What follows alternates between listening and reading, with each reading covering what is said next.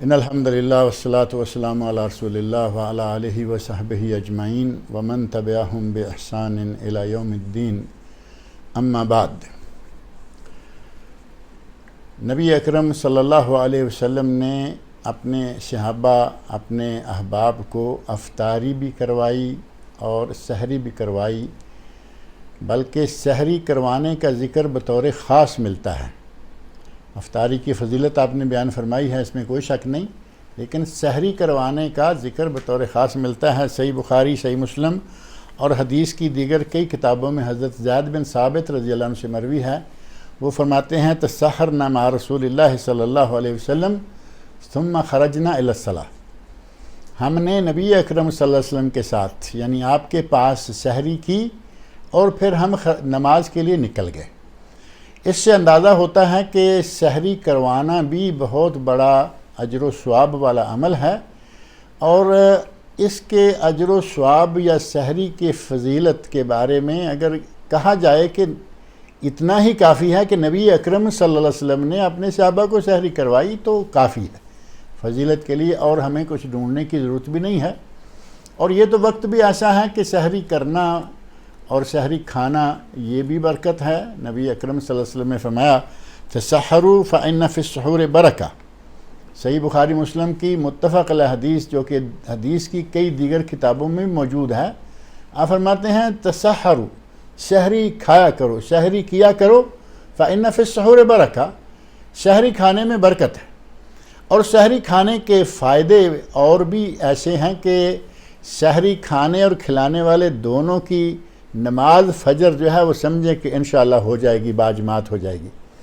اگر ساری رات کھاتے رہیں اور سحری سے پہلے سو جائیں تو اتنا پیٹ بھر کے کھایا ہوا شخص جو ہے وہ فجر کے لیے کیسے اٹھ پائے گا؟ لہٰذا سحری کی یہی ایک بہت بڑی اہمیت ہے کہ سحری کھانے والا اور سحری کھلانے والا وہ فجر کی نماز کو پا لیتے ہیں۔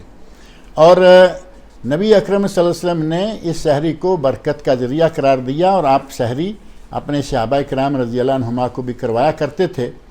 اور جہاں تک تعلق ہے افطاری کا، نبی اکرم صلی اللہ علیہ وسلم افطاری کے بارے میں فرماتے ہیں للصائم فرحتان، روزے دار کے لیے دو خوشیاں ہیں۔ صحیح بخاری، صحیح مسلم، سنن ترمذی، نسائی اور مسند امام احمد کی حدیث۔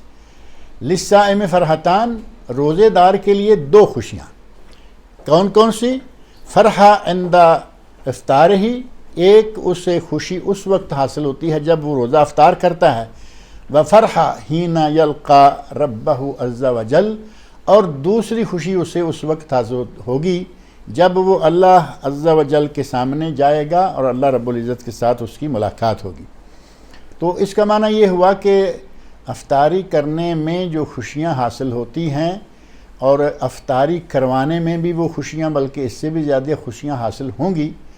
اور نبی اکرم صلی اللہ علیہ وسلم نے افطاری کروانے کی بڑی فضیلت بھی بیان فرمائی ہے، چنانچہ سنن ترمذی، نسائی، ابن ماجہ، مسند امام احمد، صحیح ابن خزیمہ، صحیح ابن حبان اور اسی طرح بعض دیگر کتب میں حضرت زید بن خالد جہنی رضی اللہ تعالی عنہ سے مروی ہے، مرفوعاً مروی ہے، من فطر صائما کتب لہ مثل اجر الصائم، جس نے کسی روزے دار کی افطاری کروائی اس کے لیے اتنا ہی ثواب لکھا جائے گا جتنا کہ روزے دار کا ہے۔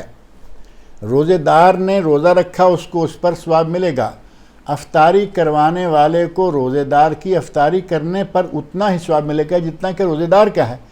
اور یہ بھی نہیں کہ اب اس روزے دار کے ثواب میں سے کچھ نکال کے یہ ثواب جو ہے وہ افطاری کروانے والے کو دیا جائے گا، ہرگز نہیں۔ نبی اکرم صلی اللہ علیہ وسلم کی جو حدیث ہے اس میں یہ الفاظ ہیں لا ينقص من اجر الصائم شیء، روزے دار کے اجر و ثواب میں کوئی کمی بھی نہیں ہوگی، یعنی روزے دار کا ثواب اپنی جگہ پورا رہے گا اور روزہ افطار کروانے والے کو بھی اتنا ہی ثواب ملے گا۔ کس قدر اجر و ثواب ہے اور کس قدر اللہ رب العزت کا احسان ہے محض روزہ افطار کروانے پر۔ اور اس کے لیے یہ بھی ضروری نہیں ہے کہ آپ کسی کو پیٹ بھر کے کھانا کھلائیں گے تبھی ثواب ہوگا، کسی میں صرف ایک کھجور کھلانے کی توفیق ہے، اللہ اسے ثواب دے گا، کسی میں ایک گھونٹ دودھ کا پلانے کی توفیق ہے، پیالہ دودھ کا، گلاس دودھ کا، اللہ اسے ثواب دے گا۔ کسی میں پانی پلانے کی توفیق ہے، اللہ رب العزت اس کی نیت پر اسے بھی ثواب دے گا۔ اور پھر یہاں ایک بات اور ذکر کر دیں جو ہمارے عموماً لوگوں میں پائی جاتی ہے کہ کسی کے کھجور کے دانے سے، کسی کے دودھ سے، کسی سے روزہ کھولنے کو تیار نہیں ہوتے۔ اور ہمارے پرانے لوگوں نے ایک بات بڑی اپنے ذہن میں پکا کے رکھی ہوتی ہے کہ کیوں جی، ہم اگر اس کی کھجور سے روزہ کھولیں گے تو ہمارا ثواب سارا یہ لے جائے گا۔ اللہ رب العزت کے خزانوں میں کوئی کمی نہیں، اور اللہ کے خزانوں میں جب کمی نہیں ہے تو اس نے اپنی طرف سے روزے دار کو بھی دینا ہے اور روزہ افطار کروانے والے کو بھی دینا ہے۔ اور حدیث کہہ رہی ہے کہ روزے دار کے ثواب سے کوئی کمی بھی نہیں ہوگی۔ لہذا ہمیں چاہیے کہ جسے اللہ توفیق دے وہ لوگوں کو سحری کروائے، جسے اللہ توفیق دے لوگوں کی افطاری کروائے۔ یہ بڑا ہی اجر و ثواب والا کام ہے۔